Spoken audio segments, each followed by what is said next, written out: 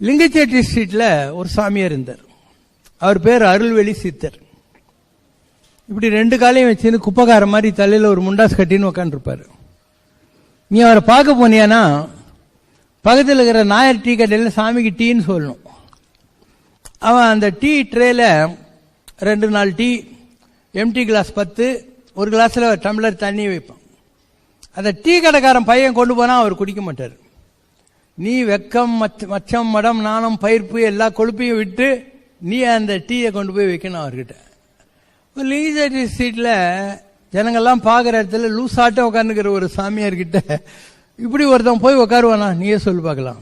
அதான் அவர் வைக்கிற பரீட்சை. உனக்கு திமிர் இருக்கா போயிடுச்சா அது தெரிஞ்சுக்கிறதுக்காக அந்த பரீட்சை. நீ அவர்கிட்ட போனியானா எத்தனை பேர் இருக்காங்கன்னு பார்ப்பார். அந்த கப்பில் இருக்கிற டீ அத்தனை கப்பாக மாற்றி எல்லாருக்கும் கொடுப்பாரு. இந்த டம்ளர் இருக்கிற தண்ணியை எடுத்து இப்படி ஆகாசத்தை பார்த்து அதுதான் பூஜை. அதுக்கப்புறம் எல்லாம் டீ குடிங்கன்னுவார். எல்லாரும் டீ குடிக்கணும். அதுக்கப்புறம் பீடி சிகரெட் எடுத்து கொடுத்து குடிங்கன்னுவார். நானும் சொன்னேன், நான் குடிக்க மாட்டேன் சாமி அப்படின்னு. ஏன் அப்படின்னாரு. நான் பிடிக்கிறதில்ல சாமி. நான் 1984 பிப்ரவரி 4ஆம் தேதி வரைக்கும் தம்மடிச்சினேன். சபரிமலைக்கு போற போது 48 நாள் சிகரெட் பிடிக்க மாட்டேன். மலையை விட்டு இறங்கணும்னு பிடிப்பேன். எல்லாரும் கேட்பாங்க, உனக்கு இவ்வளவு வைராகி இருக்கே ஏன் பிடிக்கிறேன்னாங்க. எனக்கு விட முடியும், அதனால தான் பிடிச்சின்னு இருக்கேன். பிப்ரவரி மாசம் 4ஆம் தேதி 1984 எனக்கு ஆஞ்சநேயர் தரிசனம் கொடுத்தாரு. அப்ப ஆஞ்சநேயர் சாமி சொன்னாரு, நான் உன் நாக்கில் நிக்க போறேன், இதெல்லாம் வேணான்னாரு. என்கிட்ட 4 வில்ஸ் ஃபில்டர் இருந்தது. இந்த பேக்கெட்டை தூக்கி போட்டேன். அன்னிலிருந்து இன்னைக்கு வரைக்கும் நான் சிகரெட் பிடிக்கிறதே இல்லை. எவ்வளவு வருஷம் ஆகி போச்சு பாரு, 35 வருஷமா தம் அடிக்கிறதே இல்லை. யாராவது நம்ம எதிரில் சிகரெட் பிடிச்சா கூட நமக்கு டெம்டேஷன் வைக்கிறதே இல்லை, பிடிக்கிறது இல்லைன்னு. அதுக்கப்புறம் என்ன பண்ணுவாரு, நான் 10 பைசா 20 பைசா எல்லாம் இருக்கும்ல, வர்றவங்க ஜோபில எல்லாம் 10 பைசா 20 பைசா அவர் போடுவார். இது அவருடைய வழிமுறை. அவர் ஒரு அற்புதமான பாஷையை வச்சிருந்தார் ஆத்மாவை விவரிக்கிறதுக்கு. பூமியில இருக்கிற மழை தண்ணி நீராவியாகி மேல போகுது, அது மேகமாகுது. அந்த மேகம் திருப்பியும் பூமிக்கு வருது. அந்த மாதிரி ஒரு உடலில் இருந்து பிரிகிற ஆத்மாவானது மேல போகுது. மேல போயிட்டு திருப்பியும் பூமிக்கு வருது. By the gravitation pull into some other new body. அதனால ஆத்மாவுக்கு அந்த சாமி வச்ச பேர் என்ன தெரியுமா? மேக நீரு. எவ்வளவு அழகான வார்த்தை, மேக நீருங்கிற வார்த்தையை சொன்ன. யாராவது அந்த பக்கம் போனா அது என்ன ஆத்மான்னு சொல்வாரு. டிஎம்சி 6333 கருப்பு கலர் ஸ்கூட்டர் இந்த ஆத்மா அப்படின்னு சொல்லிட்டு மேக நீரே அப்படின்னு.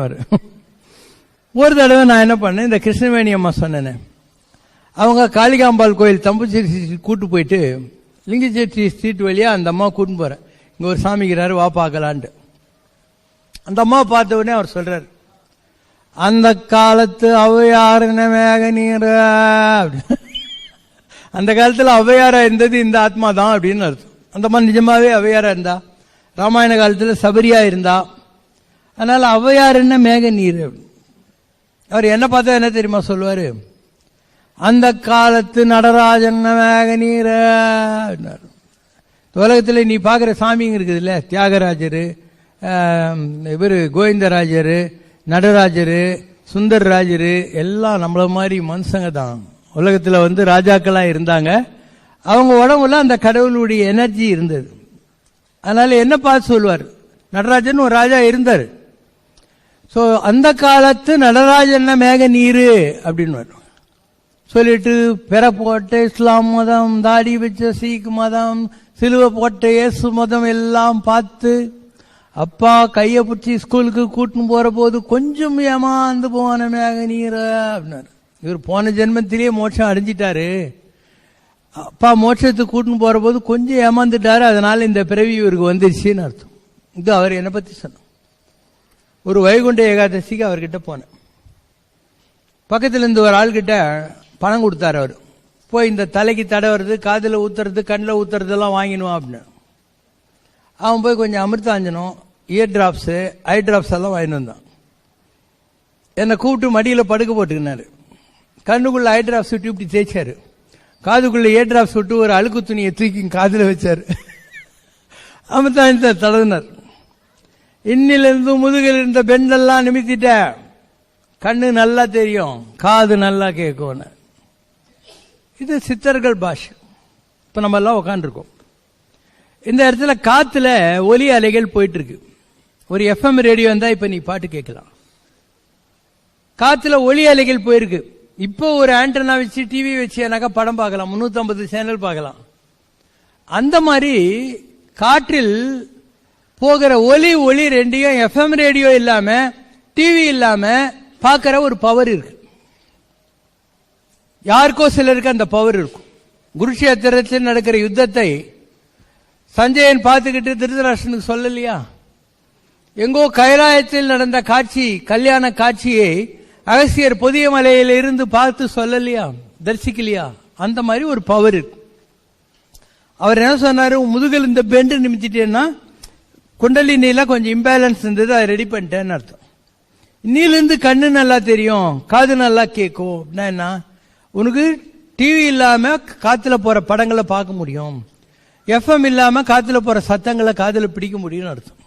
எனக்கு ஓரளவு ஞானம் இருக்கு. அதனால நான் மனசுக்குள்ள நினைக்கிறேன், நீ இவ்வளவு பெரிய கில்லாடியாகிற சாமி, ஜனங்க உன்னை தெரியாம ஏமாந்து போறாங்க பிச்சைக்காரன்னு சொல்லிட்டு அப்படின்னு. அவர் என்ன, நான் நினைக்கிறேன், அவர் என்ன இப்படி மூஞ்சில குத்திக்கிறேன், ஓய் இந்த ஓசி வைத்தியெல்லாம் உனக்கு தான், ஊர்ல போய் என்னை பத்தி அகராதி படிக்கிற வேலை வச்சுக்காத, இந்த ஓசி ட்ரீட்மெண்ட் உனக்கு தான், எல்லார்கிட்டையும் என்னை பத்தி ஒன்னும் சொல்லிடாதேன்னு அர்த்தம். திடீர்னு குளிக்காதே இருந்தவர் ஒரு நாள் குளிச்சுட்டு தலையெல்லாம் மொட்டை போட்டு அவர் பக்கத்தில் இருக்கிற குப்பை மூட்டை எல்லாத்தையும் எரிச்சிட்டு திசை மாறி உக்காண்டு, because he was going to back off. அப்ப நான் அவர்கிட்ட குருவாயூர் போயிட்டு வந்த சாமி, இந்தான்னு அந்த பொட்டலம் ஒன்று கொடுக்குறேன். அவர் இப்படி வாங்கி என் கையில கொடுத்துட்டு, ஏமாந்து போகாத, கடையை ஏற கட்டு, போற வழியை பாரு அப்படின்னாரு. அதான் லாஸ்ட் பிளஸ்ஸிங், நீ உலகத்தில் மாட்டிக்காத, திருப்பியும் வந்த வேலையை பார்த்துட்டு போயிட்டே இரு அப்படின்னு அர்த்தம். அந்த குருவாயூர் பிரசாதத்தையே திருப்பி கொடுத்துட்டார், இறந்துட்டார். அவரை ரொம்ப பிடிச்ச ஒரு ஆளு இங்க தேனாம்பேட்டை, வன்னிய தேனாம்பேட்டில் திருவள்ளுவர் தேர்ல அவருக்காக ஒரு இடம் வாங்கி வச்சிருந்தார், அவரை அடக்கம் பண்றதுக்கு. இந்த பக்கத்தில் இருக்கிற எல்லாம் அது என்ன, ஜனங்கள்லாம் குடியிருக்கிற இடத்துல மனுஷன் சமாதி எல்லாம் முடியாதுன்ட்டாங்க. என்னடா இது வம்பா போச்சுன்னு சொல்லிட்டு ஐஜி பரமகுரு, நான், இவங்கெல்லாம் ஏதாவது ஒரு இடம் கிடைக்காது. அப்ப இந்திரா காந்தி வேற செத்து போட்டான். அதனால மெட்ராஸ்ல டிராபிக் இல்ல, ஒண்ணு இல்ல, சோறு இல்ல, தண்ணி இல்ல, மழை. சோ அவர் வேன்ல வச்சுக்கிட்டு இடம் கிடைக்காம அவர் எங்க சமாதி பண்றதுன்னு அலைஞ்சிக்கிட்டு இருந்தோம். அப்ப விஜி பன்னீர்தாஸ் கிட்ட போய் கேட்டோம். அவர் சொன்னாரு, நான் ஸ்ரீபெரும்புதூர் கிட்ட ஒரு இடம் வாங்கினேன். அவங்க இடம் கொடுக்கிற போது ஒரு கண்டிஷன் போட்டாங்க, இந்த பிளாட்ல சிவன் கோயில் இருந்து இருக்கு, அதனால இதை நீங்க விற்க கூடாதுன்னு சொல்லிட்டாங்க. நீங்க போய் பாருங்க, உங்களுக்கு அந்த இடம் தோதுப்படும்னா அதை எடுத்துக்கோங்க. இப்போ ஸ்ரீபெரும்புதூர் பக்கத்தில் விஜிபி ராமானுஜர் நகர்னு ஒரு இடம் இருக்கு. அங்க பழைய காலத்தில் சிவன் கோயில் இருந்த இடத்துல இந்த அருள்வெள்ளி சித்தருடைய சமாதி இருக்கு. இப்படிதான் அவர் அடக்கமானார். இது இன்னொரு மகானை பற்றிய வரலாறு, எப்படி அவங்க எல்லாம் வாழ்க்கையில இது பண்ணாங்க.